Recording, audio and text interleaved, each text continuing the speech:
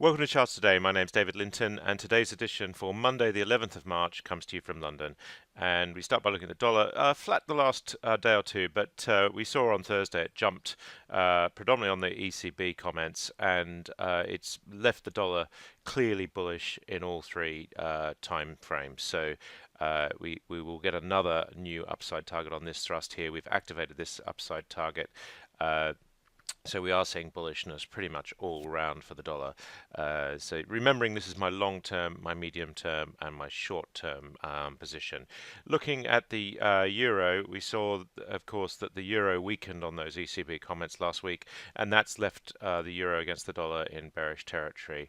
The yen rose on those comments, being a safe haven and a normal place that money will flow to when uncertainty ensues. But interestingly, the dollar is just starting to recover against the yen. So the yen was the strongest currency last week, but the dollar was very close behind, and it looks like the dollar's regaining its strength. Sterling nudging the 130 mark this morning, has been actually below 130, back into the 120s against the dollar, and looking bearish again. And there's of course a lot of uncertainty surrounding Brexit, so that is dominating. And we're seeing even against the euro, sterling is looking weaker as well. Remembering that the euro is already looking very weak against the dollar, and sterling looking weaker against the Swiss franc, bearish on the short-term chart, and against the Aussie dollar too. Bitcoin, we're seeing here, is trying to recover. We're seeing in the medium term here just looking a little bit better, but still has a lot to do to regain any sign of a long-term uptrend. The US stock market fell on Friday. We're back into short-term bearish territory. We've got downside potential on the S&P of 1.6%, on the Nasdaq, and again most of the sell-off last week was tech. We've got Nasdaq downside target of about 1.9%, and the Dow, we're also seeing a sell-off there. Remembering we've had a very strong recovery since the end of December, so we shouldn't be surprised to see a retracement of that recovery. Looking at the Russell 2000 index, we're bearish here as well, so pretty bearish all round. The S&P future is up very slightly this morning, and the Nasdaq E-mini is also up slightly, but really not enough for us to say that the market is going to open strongly. We are seeing stocks generally doing pretty well. Reassuring comments on the China trade talks from Powell has helped there. We've seen the Footsie back into bullish territory on the short-term chart just, and the 250 is still below the clouds, so has more work to do. The DAX is up 0.2% this morning, so we are seeing a little bit of an improvement, but still bearish short term. And the CAC Courant is actually just holding its bull trend, just so looking a little bit better there. The Japanese market was up on that overnight. The yen weakening has helped there, and but we're still short-term bearish there too. And the Hang Seng was up nearly 1%, but also still bearish below the cloud. China is really seeing quite a lot of volatility, up 2%. We were down 4% on Friday, up 2% overnight. So we are seeing a lot of volatility kicking in here. The big thing will be, can we activate this thrust? Will we move to a new high, taking us into bullish territory? The China has been my big worry really for over a year now, but it's starting to look a lot better. The Sensex looking pretty strong on all three time frames, one of the best looking markets going, and the Aussie market actually is down, but actually still looking pretty good on all three time frames as well. Brent Crude had a bit of a sell-off at the last week on sentiment, but it's recovering quite sharply this morning, putting us back into bullish mode, and we are just entering the area where we're into medium-term bullish trend, and we are at the strong time of year seasonality-wise, so it would be interesting.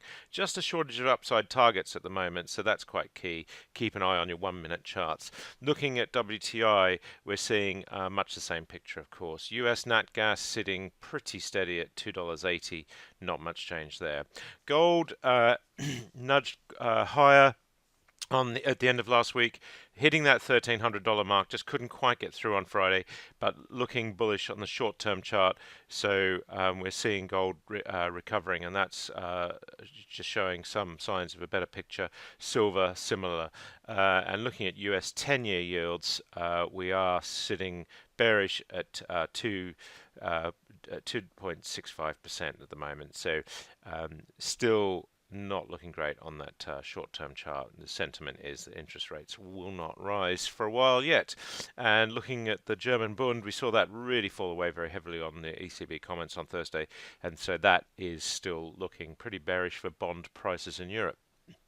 Taking a look at the stocks, that data was coming from Thomson Reuters Icon or Metastock Zenith if you're a private user. A brilliant system. If we look at the stocks themselves, we see here we had most of the major indices down on Friday. They did actually come back and recover. They were looking worse for some while.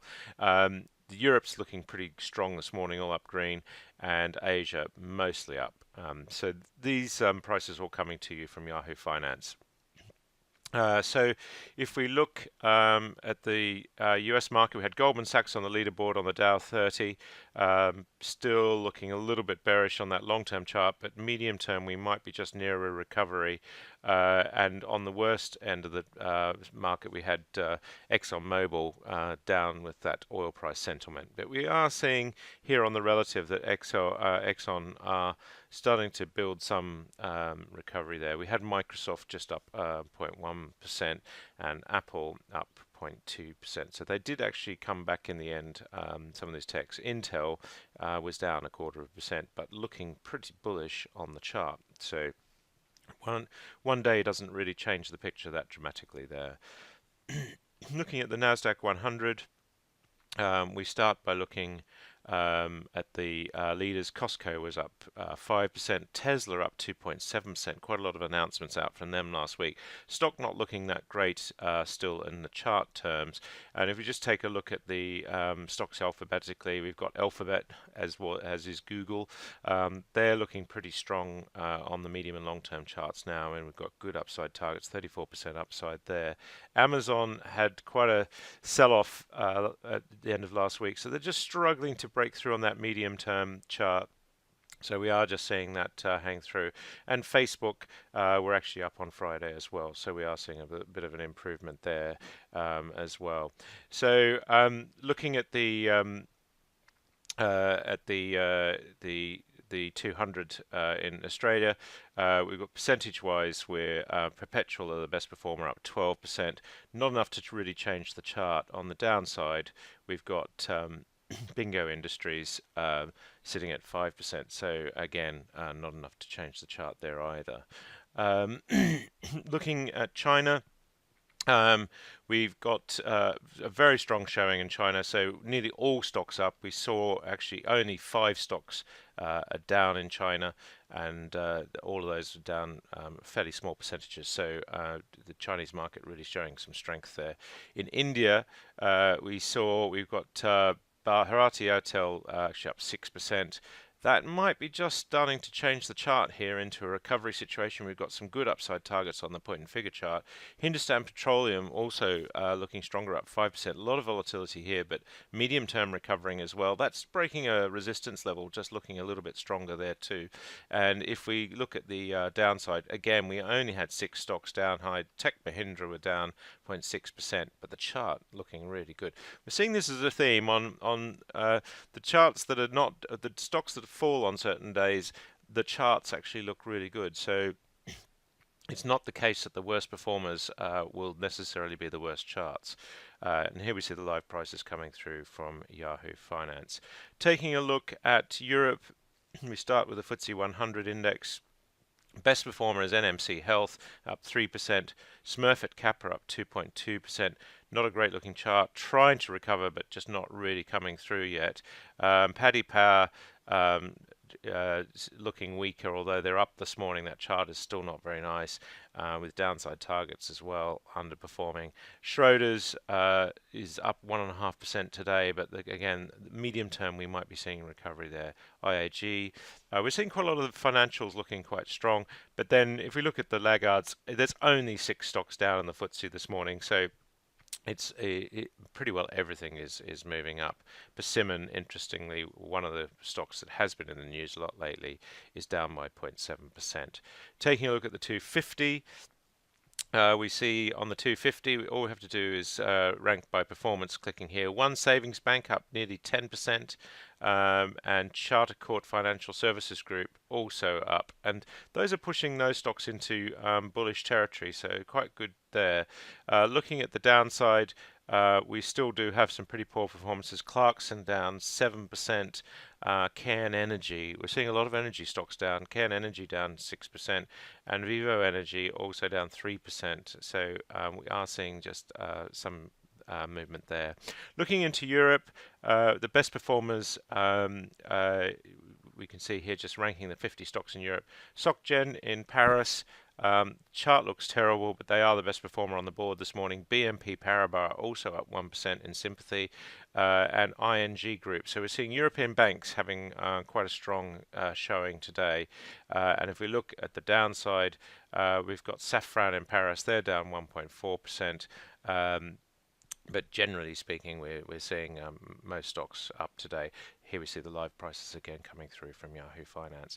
That's it for today. Until tomorrow, happy charting. See you then.